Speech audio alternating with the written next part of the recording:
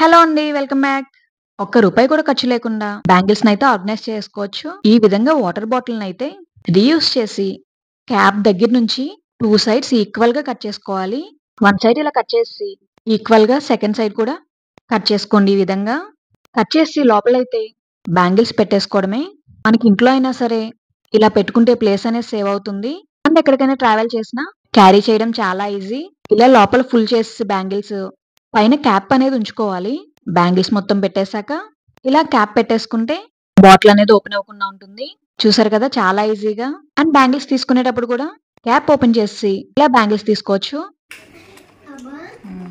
అసలు ఆ బాటిల్లోకి గాజులు ఎలా పంపించావా నువ్వు? ఏంటమ్మా? ఆ గాజులోకి ఆ బాటిల్లోకి గాజులు ఎలాగ వెళ్ళినాయి? గాజులు ఎలాగెళ్ళినాయా? పంపించా ఎలాగా? వీడియో చూద్దుకండి. మరిన్ని యూస్ఫుల్ టిప్స్ కోసం మన పేజ్‌ని ఫాలో చేయడం మర్చిపోకండి. Thank you.